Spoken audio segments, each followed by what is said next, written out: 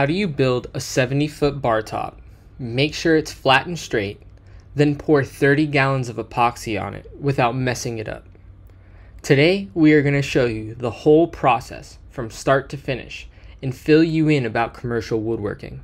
Those of you that have been around for a while know that this is our third commercial bar top, with the first two being made out of sinker cypress and much longer. But this job is unique because they also wanted us to do the finish coat.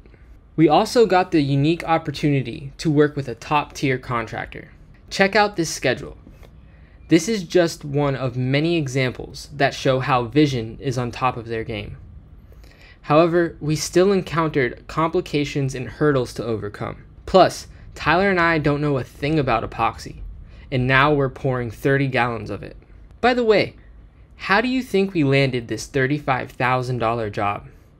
Guess in the comments below and I'll spill the beans. You'll be amazed. Commercial woodworking means big money, tons of wood, and lots of work. The original order was 67 foot of cypress bar top with an epoxy flood coat and 500 square feet of cypress tongue and groove to be installed as benches. Understanding how much lumber to buy for an order like this is crucial, so let me break it down. Let's start with the bar top. The dimensions are 1.5 inch by 25.5 inch by 67 feet, which equals to about 285 board feet. But you need to account for waste, which is usually 20%. Just to be safe, we went with a 30% waste factor, so we purchased 342 board feet of 8/4 cypress, which costs about $1,500. For the tongue and groove, the first thing we need to do is multiply the square feet by 2.7, which will give us how many linear feet of 1x6 we will need. So 500 times 2.7 gives us 1,350 linear feet of 1x6. But back up, half of it needs to be 1x3 to match the design they want. Plus we want to order 20% extra to account for waste. In total, we bought 810 feet of 1x6 and 1,620 feet of 1x3, which cost about $3,300.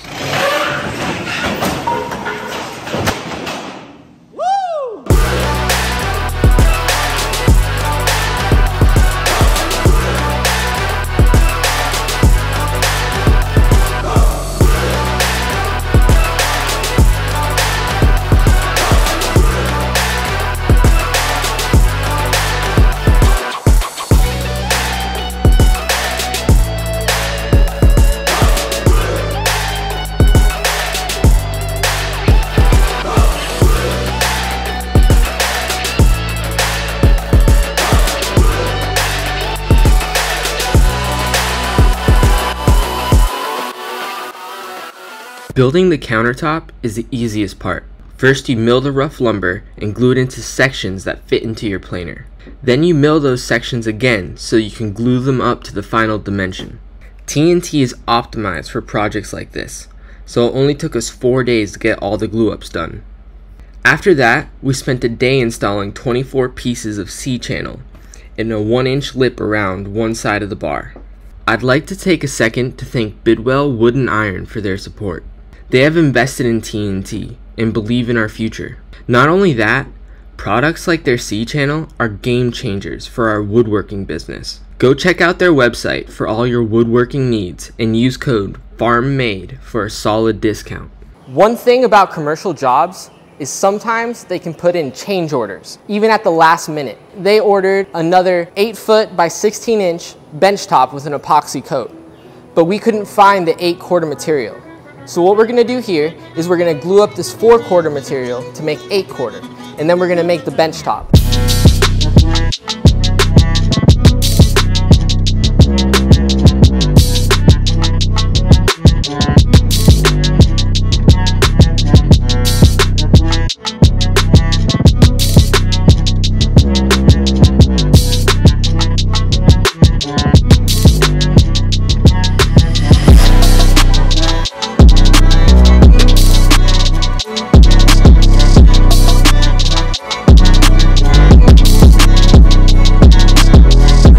So we drove all the way up to Pensacola, and we're here at Walk-Ons to do the epoxy pour on a 70-foot cypress bar top.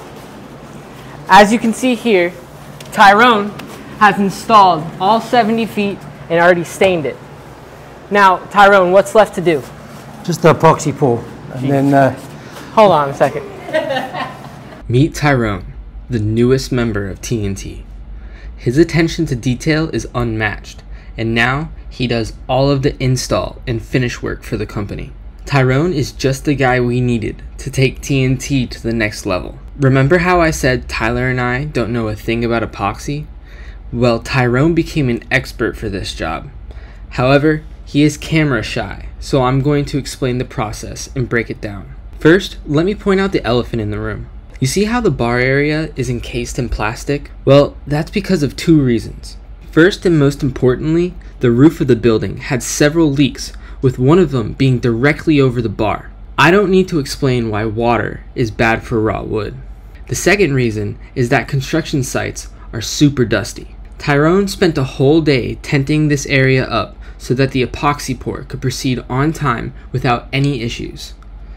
Inside this tent, we had 2 air filters and a dehumidifier to further mitigate any potential damage to the bar. Now, let's get into the meticulous process of pouring 30 gallons of epoxy top coat and break down the material costs. The most important part of this stage is mixing the epoxy.